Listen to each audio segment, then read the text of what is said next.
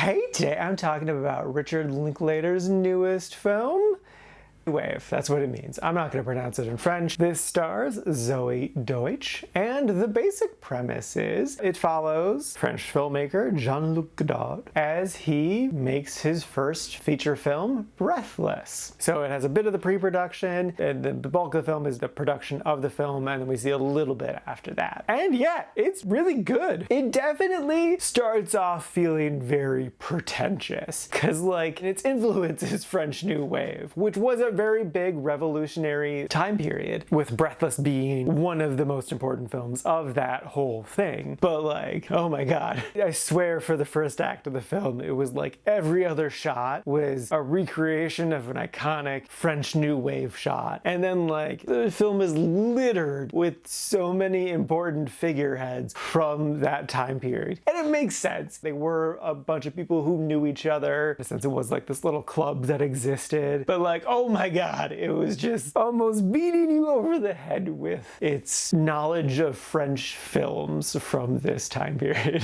But once it got into the actual production of the film is where it really grabbed me. Because like, Godard did a very unique way of approaching this. Like, he only made an outline for the film. Sometimes they would only work for like 2 hours a day. Other days just not at all. They call it off. I could definitely empathize with the producer who just kept yelling at him to be like, just film, do something, like work an actual day. But he was trying to do something new and interesting and unique, which he did do. One of my favorite parts of the film was when he was interviewing the guy who would be his cinematographer, because he picked him specifically because of his background, because he wanted to do run and gun. He wanted to film it guerrilla warfare style, basically. The guy was a wartime photographer, videographer. His old job used to be to just pick up the camera. You don't know what you're going to film in a day. You're not going to have any lights. You just have to figure it out on the go. And if you can't make it work, then you're not doing your job. And so that was his approach to making this film. So like, the cinematographer, as soon as it was explained to him, he got it. He was along for the ride. He also very quickly like learned Godard's, I'm not saying his name right, it's fine. He understood his mannerisms pretty quickly of just like his flakiness, his weirdness, which is so interesting in like the contrast of Zoe Deutsch's character. She plays Jean Seberg. She's just constantly frustrated by this because she's used to the Hollywood system of everything's very structured. You have a shot list, you have lines you're supposed to say. You know what you're getting into in a day. And there were so many days where she was just like, what are we even doing? What is going on? The slight spoiler, but it doesn't really matter. Right before her last shot, she's like, when is this thing gonna be done? Because she's just so frustrated by everything. And like, I can 100% empathize why you would be so frustrated by this, especially when coming from such a structured system. And like, had the film not turned out to be this incredible revolutionary film, it would be easy to point at all of his eccentricities, his oddities, as to why it was a failure. But he was a brilliant director. He surprisingly knew what he was doing, even though it didn't look like it. And he made one of the greatest films of all time because he just followed his instincts like he wanted to, despite everyone telling him he's a fool. I don't know if this film is enjoyable if you've never seen a French New Wave film. I feel like this film's only made for film nerds, but maybe it could be enjoyable by people who have no idea what's going on. I don't know, but I would definitely recommend it to film nerds, because like, it's a film nerd movie, but like, to average Joe,